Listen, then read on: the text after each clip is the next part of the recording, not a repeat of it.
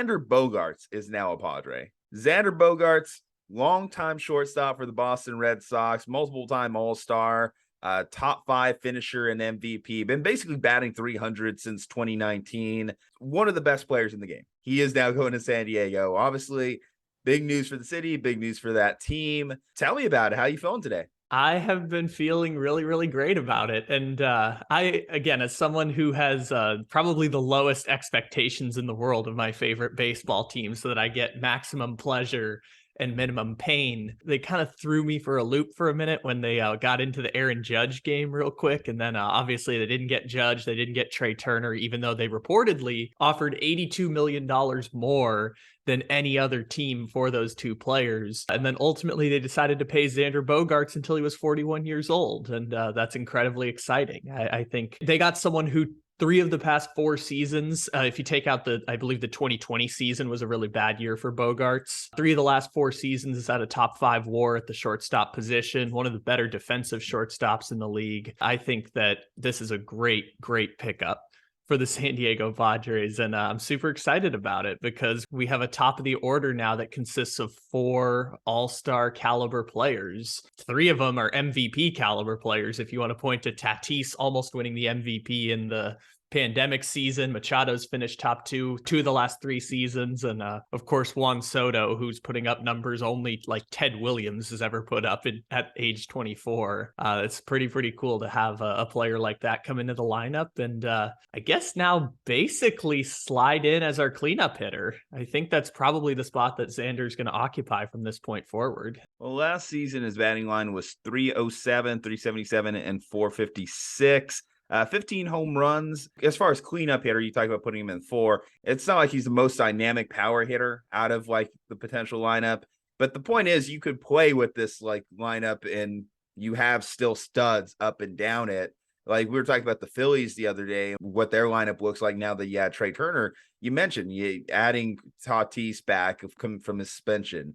And then you now adding Bogaerts to this lineup, it's just dangerous. I mean, if you're any pitcher going against this one, you're talking about a fearsome foe. I would say that the Padres, like, you got to give them their respect. And, how is it that this ownership group is able to do this? Because, we only think about like, what is this now? Like 4 people over 300 million, whatever it is. But that Bob Nightingale, a friend of my show, Bob Nightingale, reported that the Padres are the first team to have 3 $300 million players all in the infield at this point. If you want to point to the possibility of Tatis either sliding over to first base or DHing when he comes back, there's different options that they have, but technically they're all infielders if you want to count. I don't think Tatis is going to play shortstop anymore because he wasn't the greatest defensive shortstop in the world, committed a lot of errors, even though he made those spectacular throws because he's got a cannon of an arm. But basically 3 infielders making $300 million. Is this the wisest allocation of money? I don't give a shit. It's not my money. It's not my money. And, quietly behind the scenes, we think that the Seidlers, who they have ownership stake in Rawlings, so they're partners with baseball. And they used to be secondary partners to this guy named Ron Fowler. And then in 2019, they made the switch where they were the people who represented the Padres at ownership meetings and such.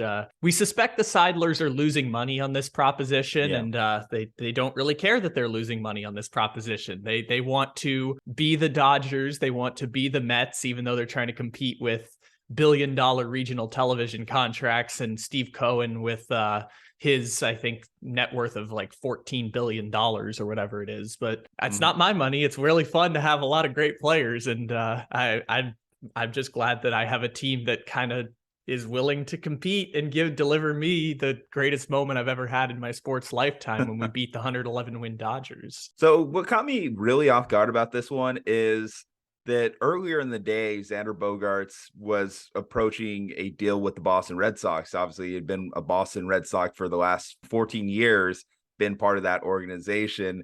And middle of the night, Padres swoop in and give him the steal. What does it say about the future of the Boston Red Sox? Do you think Chaim Bloom will get run out of town at this point between this and the Mookie Betts stuff? You start looking at Rafael Devers. It's like, if you don't get that one done. Yeah, this is interesting. So the Boston perspective is an interesting one because last year you could point to the same thing I do with like the Baltimore Ravens, where I'm like, they just had a catastrophic number of injuries, and that explains why their season was so bad. I think it was like at one point over 30% of their players were on the injured list. I will say for Boston, it's interesting because you're looking at a situation in which you don't keep Bogaerts and Betts, who are homegrown players drafted by the organization, signed by the organization, developed through the organization. And that hurts for because Bogaerts either. I mean, yeah, for sure. And that hurts the fan base to a certain extent. So that's emotional because those are the players that even though they've only been on the team for 5 or 6 years, those are the players you've known about for a decade and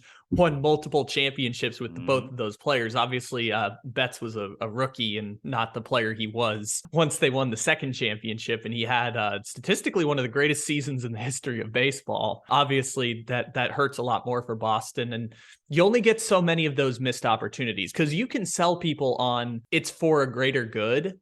And ultimately, we will use those resources in other places. And I think when it was the Mookie Betts one, I think a lot of the walk away from the Boston standpoint is like, this is Dave Dombrowski's fault. He gave Chris Sale all this money and gave Nathan Eovaldi all this money, but that was definitely not the case with Xander Bogaerts. Boston certainly has financial flexibility, given the fact they just gave basically more money than they offered Bogaerts originally to Trevor Story, a contract that it's already looking like it's not going to age gracefully for Boston. All righty, guys. Well, big news for the Padres, big news for the Red Sox.